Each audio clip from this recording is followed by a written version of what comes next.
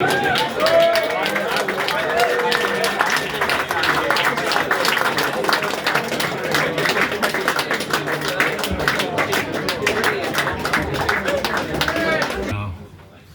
it, Roy. Yes.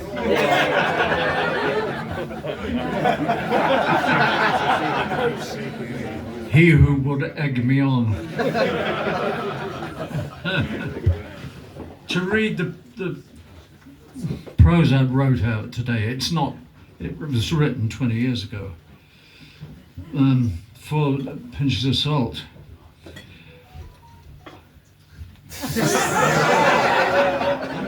Brilliant. Absolutely brilliant.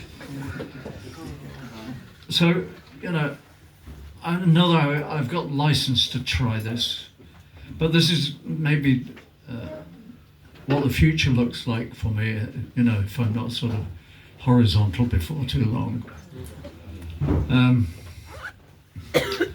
Pinches of Salt is one of my favourite songs. Arthur could almost be a primeval icon, but here he is, pulling stories off the shelf in the gingerbread house which can be eaten at any moment.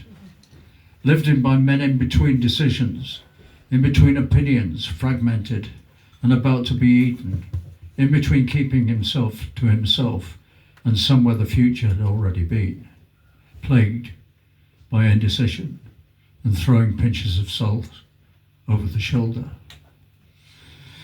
It's nobody's fault that the confluence on the planet is being tipped into the chemical abstract because, after all, it's perhaps only the very slow waveform provided by the sister planet.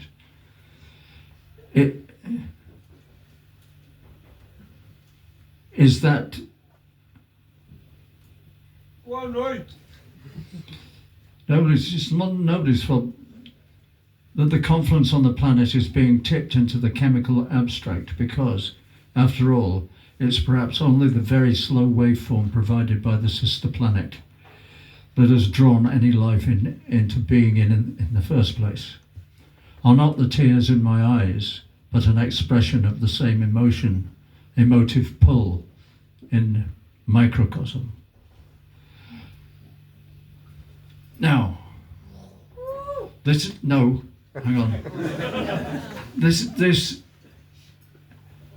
in the 18th century, that because of what had happened in the 17th century with people like Louis XIV, there was a fashion to go and buy a patch of land and build a garden, and one of the first guys to do it on a major scale was a guy called Capability Brown.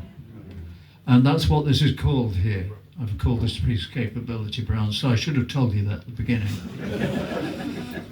but anyway, does Capability Brown live in our decisions as well?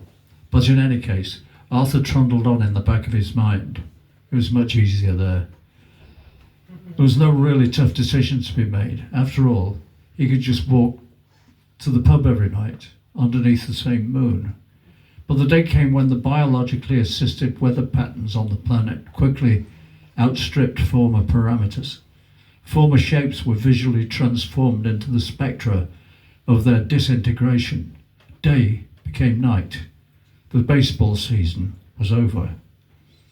Arthur was at first absolutely sure that it was just a hiccup in normal transmission, but he was quickly overtaken by assorted brands of former hypotheses, imagined weather maps, and animals with very sharp teeth indeed.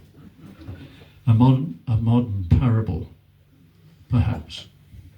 So that's what was supposed to preface the song, but never did. It's just a piece of prose.